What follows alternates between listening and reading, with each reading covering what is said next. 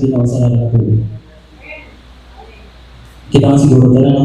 Again, may differences ang challenges nagikan sa Lord and consequences nagikan sa inyong pagawin ng buhay. Hindi na natin discuss. That's another topic. Next, we have BC. Pero sa mga kita makalimot sa Ginoo kung busy kita. What's busy? So may busy. Luke 8:14. Luke 8:14. Again, number 1, we have comfort. Makalimot kita sa kaayo sa Ginoo sa atong kinabuhi tungod sa comfort. Number 2, makalimot kita usahay sa kaayo sa Ginoo sa atong kinabuhi because we are busy. Kisay mo agree.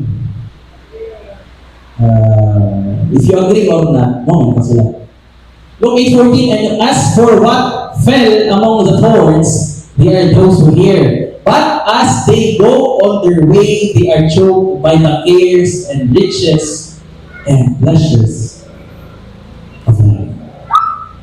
What happens? And their fruit does not mature. If you are comfortable na ka, wala ko nagpasabot na but it's wrong to be comfortable. It deserves to be comfortable.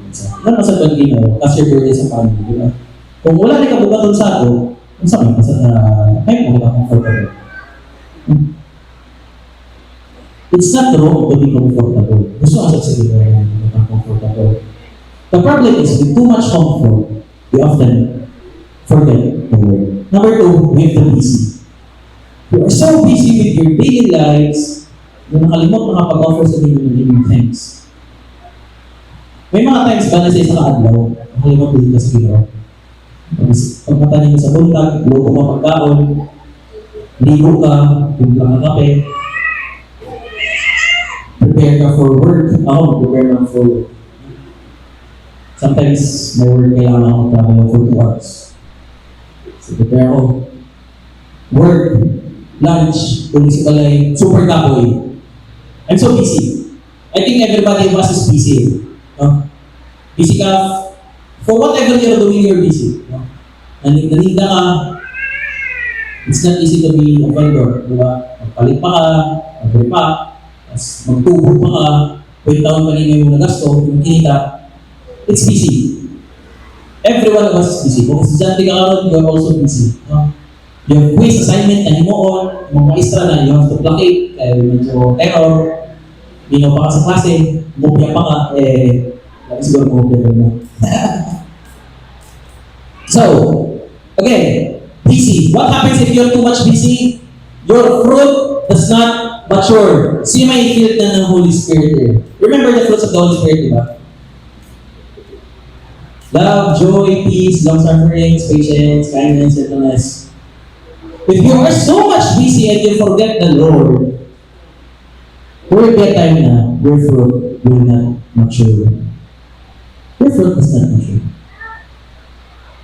You are so focused with your daily life na wala nakakabalo, makalimutan na ng Ginoo. Again, wala akong mag-ingon nga, this is sin, no? Nasala dyan niya. Pero we are tao naman dyan tayo. And being tao is not reason enough. It does not justify na makalimot kita sa Ginoo. I just want you to know, I understand, busy kita. That's why, balikon ako, gisuko dyan ta ni David, do not forget about the Lord's benefit. No? Kaya makalimot man kita, ang suko na sa ato, ay kalimot. Medyo limot mo. Third one, ano makalimot man kita sa kaayo sa Ginoo. Jeremiah 3:21, a voice on the bare heights is heard, the weeping and pleading of Israel's son, because they have perverted their way, they have forgotten the Lord their God. This is the voice of God.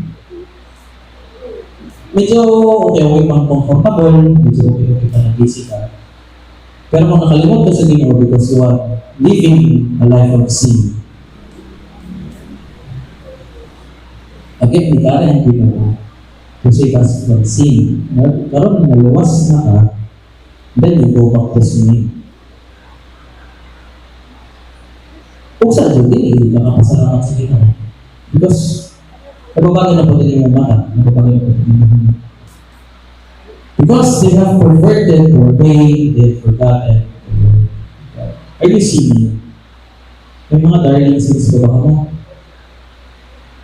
Nung kawatan ka sa una, sige wala mong kapangupit ka ron. Ngayon man sa una, makawat 100, 200. Karoon kay kibago naman sa inyo, 50 tarakan. Tarakan. Ano sa bako? Ano ba? Sa una, magmarites ka ng sali sa punta, panood to, chismis kasi ng mga silingan. Punta, gano'n. 3 times a day ka magmarites, karoon kay kibago naman sa inyo, once na lang. No?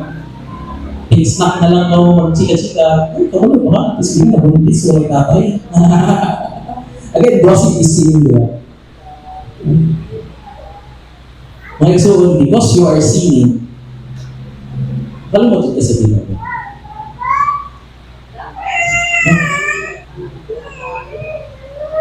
So, comfort, busy, and sin. Ano yung mga reasons na makalimutan kita sa maayos sa Pinoy. There are more reasons pa for sure.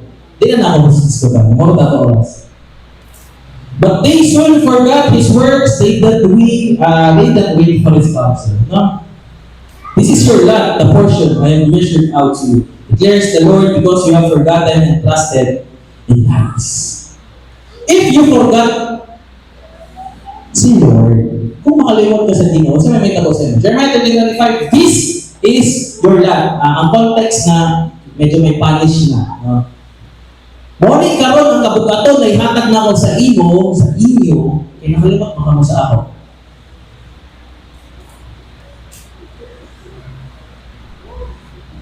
Kisa may kisugo sa kilikanan, tapos nakalimot sa kisugo. Pagpalit dito kasi ito yung suka, kasi imong nadala ay pagulong. So may madawat din mo sa inyong kilikanan. Kasapa. Nag-save with the Lord. Kisugo ka sa Ginoo, kisugo ka sa, ay mga sugo sa Ginoo sa inyo. Kung nakalimot ka, what do you expect? Hala, okay na, balik na lang dito. Wala na, hubas na adobo. No. Kung makalimot ka sa Ginoo, nandiyan yung consequence. Nandiyan yun. Ay, kabugato niya nagsabi mo sa kaya naman, anak man ka niya. No? Ako di pa man ang binikanan, so anak pa ko. Makalimot ako sa sugo ni mother, kasama ako. Katinsaman ko sa lahat. Ako nakalimot. Ikaw, as a son of God, as children of God, natisubok din sa inyo. But what are you doing? Nakatagdong ba ka sa sugot sa inyo? Or you are so busy, you are so comfortable with your life, pinagpatayan mo pagkakasalan. Simple lang. We must not forget God's benefits on our lives. Kabala ko mga isuon. Diba? Namin din tayo mga kasumpake, kaaway. Close na daw sila before. And then for some reason, hindi na natin sila close.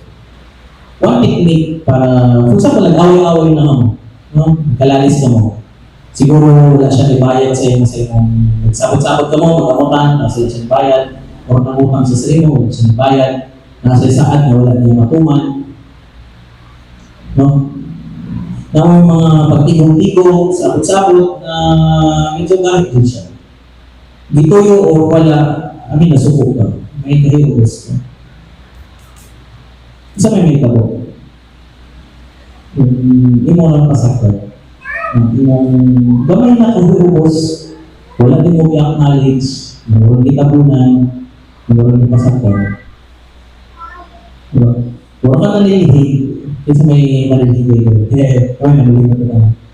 Nakita na lipa, pero instead na yung bigas pa, yung itago ulit sa carpet, o yung itago ulit sa sofa. Ang kahirugos niyo, kung hindi mo i-acknowledge, din ako dito. Bakit sa kabot ng isa katay, kailangan na niyo mag-rearrange na niyo mga gamit, makita na niyo ito mga lipa. So what must we do? We need to acknowledge mga itong mga kahirugos. Kinig yung natang message ka ba? Not forget God's benefit. This is also applicable sa itong mga relationship. sa iyong asawa, sa iyong suon, sa iyong amigo, sa iyong anak. No? May mga times na may ubos sila sa iya. Sa iyong igsuon, ano ba sila mo tuman sa ako? Yung pamilya mo ngayon magsumpakit, ano dito magsukat ang mga nauna. Sa atong mga amigo, wala pa siya ng bayad sa ako 300, no? Sa kabulan na. I mean, dumayan na natutan ng 300, pero para sa kasi ng bayad, nakagipag-utang, ang susugod, arang pa niya ka, makapaluloy ko siya. So, bakit ko 5,000, may emergency load, o pag mo, pero wala na bayaran. Ingon si David, do not forget. Ayaw kalimot sa iyang kaayo sa iyong tingin. For sure, before ka mo niabot sa diyan ng Hiyobos, for sure, before niabot ang inyong relationship sa medyo di na hindi, medyo shaky na. Mag-storya na ako pinatalikod. Pag siya mo ka-storya, okay ka, pag-like, man. Kaya pwede mo istorya. Pero kung imo na lang magdurduran ang iyong kaayo sa iyong tingin, before ka ito ninyong pag-isulpakit, for sure na okay yung relationship. Mike, so kung ang iyong idamdam sa Ginoo ang puro na niya pagpadlog sa iyo, siyempre maglabot ito. Lord, wala ni kuryente. Lord, sa akin Lord, naapa ba ka? Kung mora na iyong perminti idumdum, iyong gigalit ka ng kayo sa iyong Ginoo, sa iyong Ginoo. Mag-broken sa iyong relationship. Sabi tayo ng Kristohanan na nawala sa pagpanangalaga sa Ginoo. Ilang tao, itong kalisod, wala ilang tao. No. Sa tanak na kalisod, itistingan naman kasi Ginoo. Nang wala mong move forward. Do not forget the Lord's benefit. It's also applicable sa itong relationship. For sure, nakakain kaalidod ko, or hindi siguro kaalidod ko, kasi ubos sa imong someone close to you. Pero, kaya imong gidundog, ang puro naman sa'yo, mas madugli, mas mulala ang relationship. Why don't you try to remember na iyong kayo sa mga pinag-uwi? Kasi for sure, naano siya, diba? Before na-broken ang inyong relationship, you were happy once. Okay. Think, no. So may benefit na nadawat natin sa Ginoo for the whole 2025. For sure na agad. Number 1, the Lord forgave us all our iniquities, who heals all your diseases, who redeems your life from the pit, who crowns you with steadfast love and mercy, who satisfy you with good so that your youth is renewed like eagles. Number 1, God forgave us. Balik na lang ito mga ikso. Ikaw ba nakapasayo sa inyong tao para tuwigan?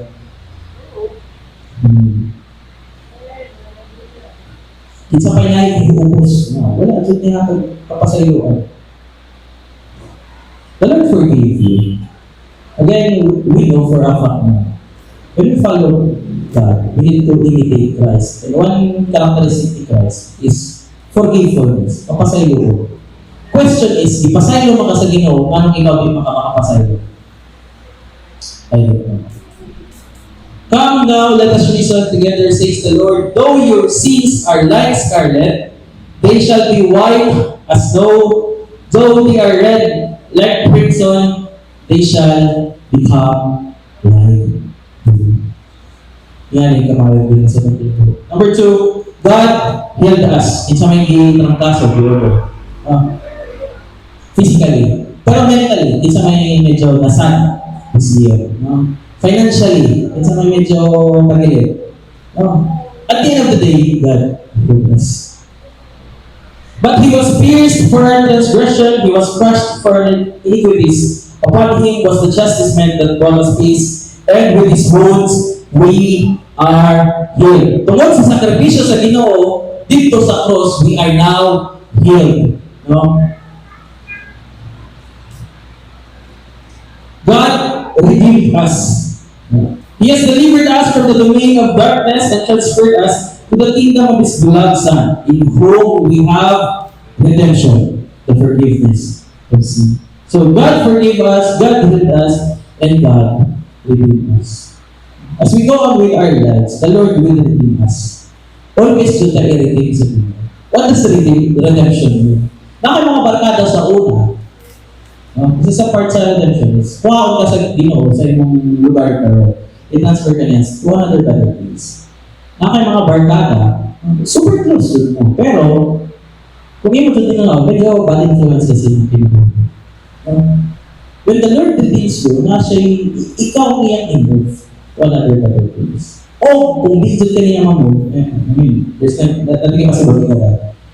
The Lord, ang imong silti Lord sa imo is, iyang kuhaon katong bad influence niyo na relationship sa imong kinabuhi. And that will be hurtful. Sakit yun na. Super close ka mo before, and for some reason, di na mo okay. Maybe the Lord, wow niya. Or imong barkada, na sila sa pagkada o something,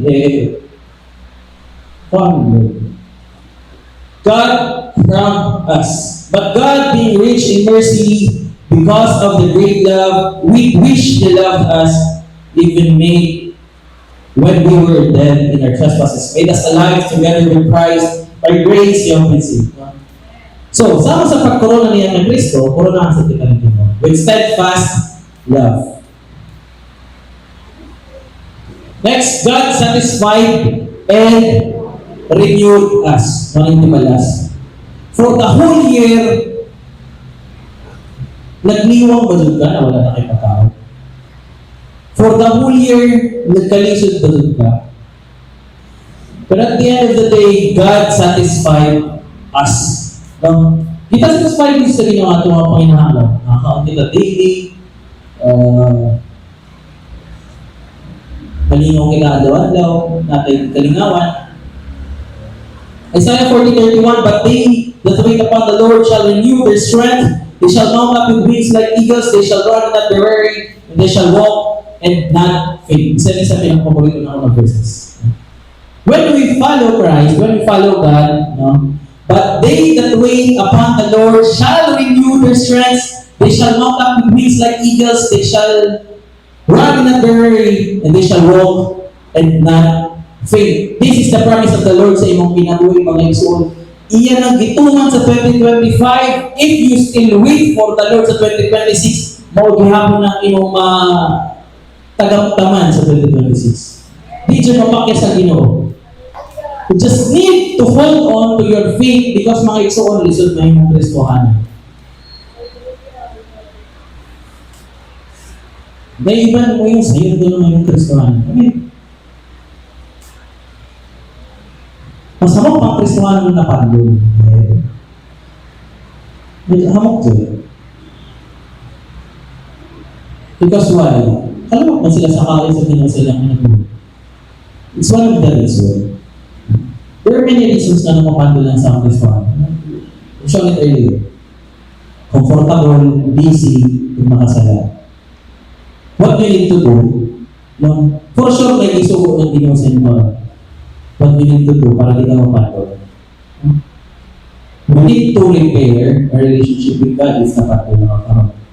Pero above all things, you need to remember, sino, ayaw din kalimot sa Ginoo. The moment na makalimot ka sa Ginoo, pag dire-diretso na magod na, parang snowball, di ba? If you let go, magdadakot na. Kung hindi na mo ikat agad, what will happen? You have for sure you have relationships na ron. Relationships na ron na digital eh. Digital. Maybe you have forgot na, nasa sa imo, kalimot ka sa iya. Kipasagdan na po mo, sama ka sa kayo. 2025, maybe it's time for redemption. Just as God forgave us, we need also to forgive others. Just as God healed us, redeemed us, we need to do the same to others.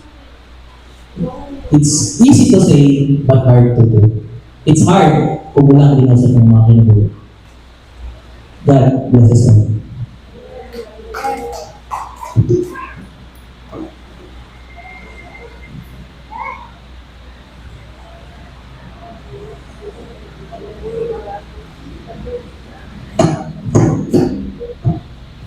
Hallelujah, amen. Pagkanilod sa aming sayo ni naggawa. Nagatag kanatong usakan, dako kapaglakom. Do not forget God. Sa kanalang, do not forget God. Amen, kayong grato. Wow, isa mang tanak. Sa una pa na ng mga tao. Nagkaroon ko sa kanindot nga, dako nga paghatag sa Diyos ka nato o kanang puhos sa panalangin. Hallelujah. It is not only for David, but for you and for me. Amen. Hallelujah. Palakpakan na ito yung Diyos. Makanindot sa atong 2026. Tinuod atong speaker na ingon 52 weeks. Tuway na. Kapag ang 52 weeks, na ito ka adlaw. Panginoon, aron ikaw kanunay mabuhi, aron ikaw kanunay dunay maglaom. Let God be your Lord. Let God domain in you. Himuan ang Diyos o ang wala sa kinabuhi. Hallelujah. Kasi nagmahal na naipustuhan ko. Hi again, it's me Michael Dollar. Welcome back to my channel.